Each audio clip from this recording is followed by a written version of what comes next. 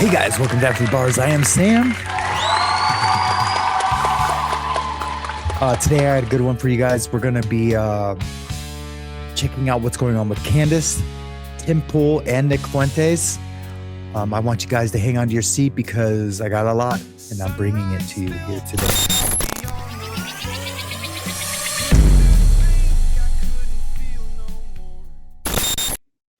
All right, guys, we have a lot to get through today. A lot has happened over the last few days, and what I'm about to lay out for you took me all day yesterday and some into the night and this morning to really process, check, and put into form where I can present it clearly to you here. Tim Pool reported that a gunman pulled up to his compound where he lives and works and fired shots. On top of that, he's now seemingly trying to hang that alleged attack around the neck of Candace Owens.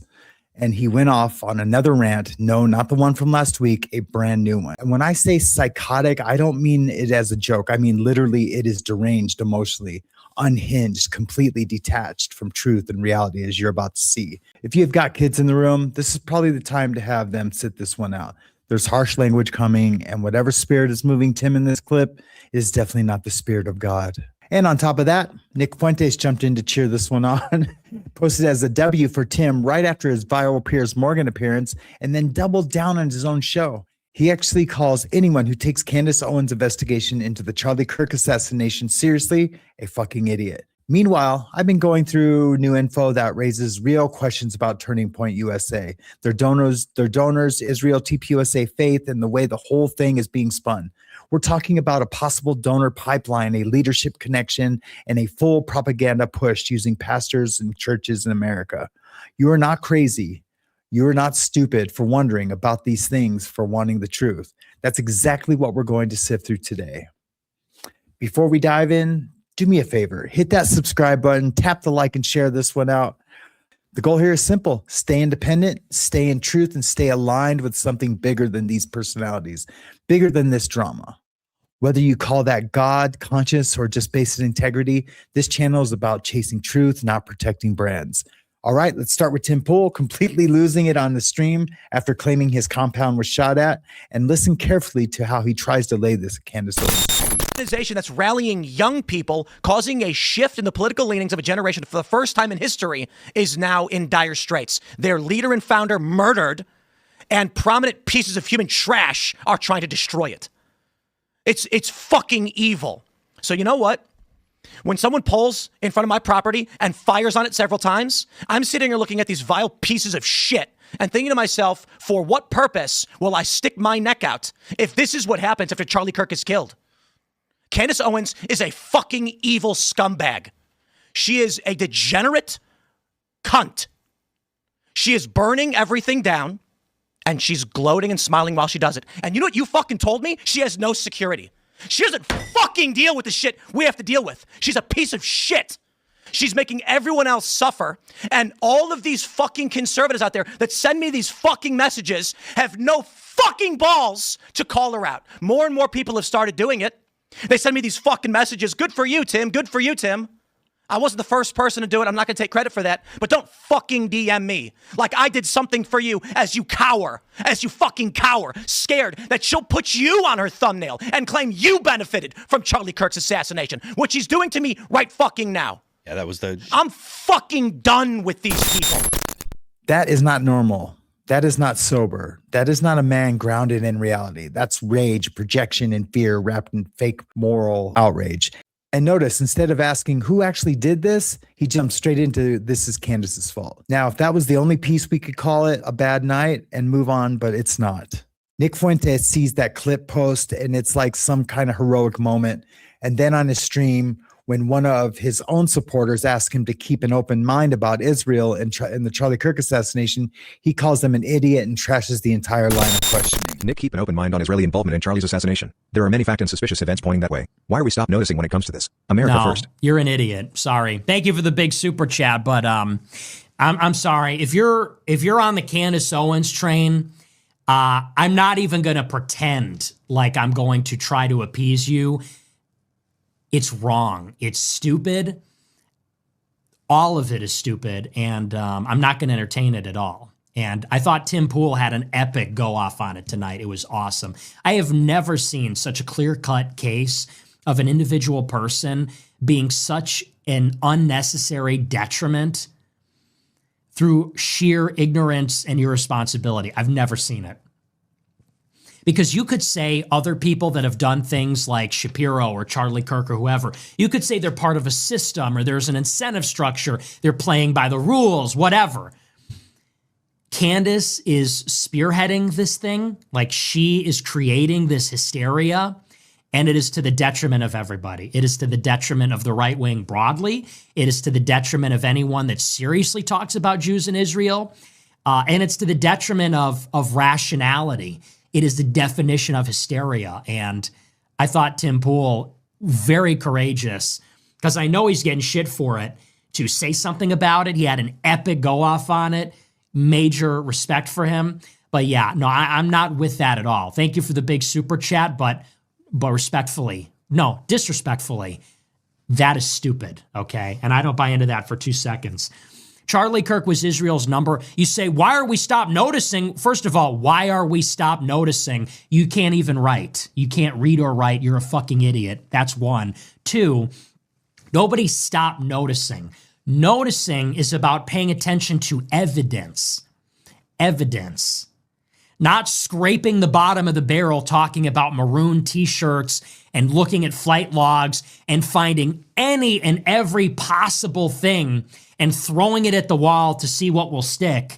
She says to Russell Brand, it's all connected. Brigitte Macron, Charlie Kirk, the war in Gaza. What a coincidence that everything you talk about is really all the same thing. You just knew it was going back to Brigitte Macron. So no, it's fucking bullshit. And, nobody wants to say that because everybody is afraid of this hysterical mob. I faced it before. I was right before. I'm right about this. I'll be vindicated. You watch. I'm done arguing about it. I've said what I have to say. So now we've got Tim having a breakdown on air, blaming Candace for alleged shooting without evidence, and Nick standing behind him and calling anyone who questions the official narrative stupid. No curiosity, no humility, just gatekeeping and name calling. But here's the problem for both of them. Candace has brought forward actual receipts and questions that at minimum deserve to be heard.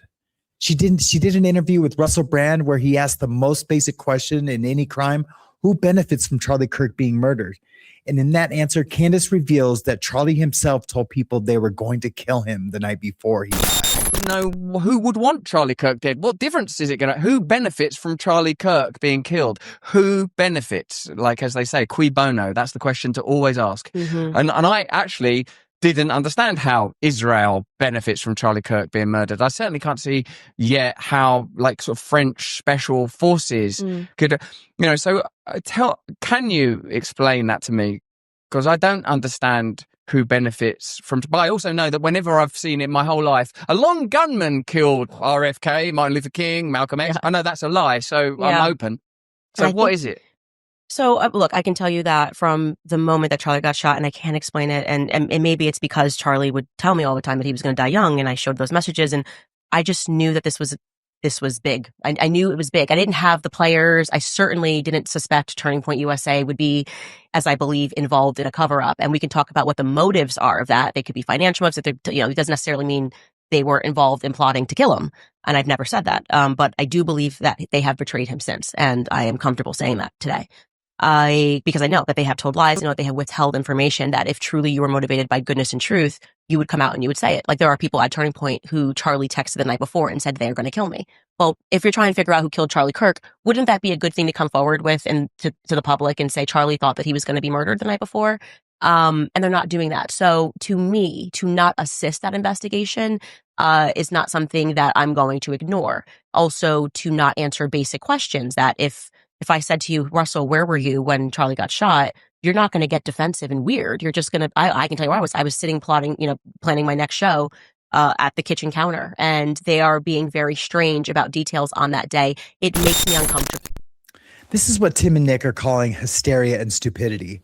A murdered man allegedly texting that he thought he was going to be killed. Multiple people at Turning Point USA by Candace's account who can confirm those messages. A shift in Charlie's stance on Israel and on certain donors. And a leadership team that, according to Candace, is refusing to bring these details into the light. Now, we can argue with some of the shots Candace is taking. We can critique her style, her misses, her tone when she goes too broad and says everyone at TPUSA knew or was complicit. That kind of blanket statement does weaken the credibility of the stronger points. But a discerning person separates wheat from chaff. And when you strip out the noise, what's left is this. There are serious unanswered questions about donors, motives, and what Charlie himself believed in the days and hours leading up to his death. Candace names a specific TPUSA leader, Justin Strife, Charlie's COO, and ties him to a very particular phone call made in the immediate aftermath of Charlie's death to a French billionaire, a major donor with heavy ties to Israel. Then you look up and see TPUSA faith being used as a vehicle to bring thousands of churches into pro-Israel propaganda campaign, while Israel officials openly talk about recruiting 10,000 American pastors to shape the minds of American youth on Israel's behalf. I want you to hear the language they're using for yourself. This is our moment. The question is whether we will rise to the occasion. And I can tell you from leaving this room a few minutes ago, we're going to rise to the occasion. We will not let this evil win this time. Israeli leaders encourage the pastors to be bold and express gratitude for their support. Stand up and be counted. Tell the truth. Speak to young people. Speak up and be counted. I'm counting on you, and I know you'll do what has to be done. That's what our destiny calls for. This is not just Israel's fight. This is a fight for civilization. We are facing very much a civilizational struggle like we saw in the 30s between Nazism and the free world. The vision going forward, recruiting 10,000 more pastors in the next 36 months.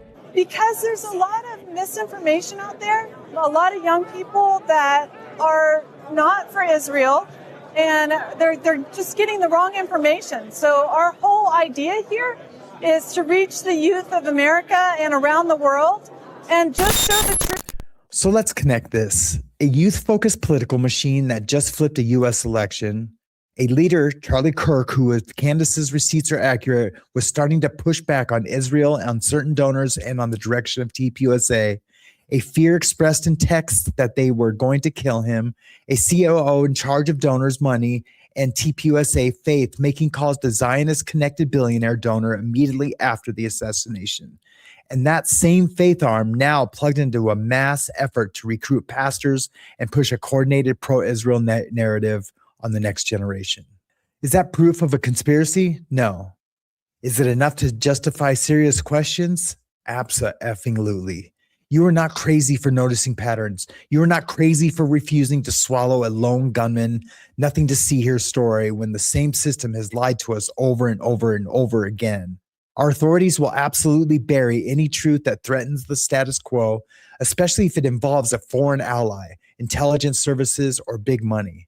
That's just reality. So we need independent media, independent thinkers, and people who are willing to look at uncomfortable facts without being bullied into silence by guys like Tim Pool, Nick Fuentes, screaming idiot and hysterical from their platforms. Clip this, share it, subscribe if you haven't already. I'm going to keep pursuing the truth wherever it leads and whoever it offends. There's a man named Sam who stands so tall with his podcast voice breaking down the walls from behind the bar.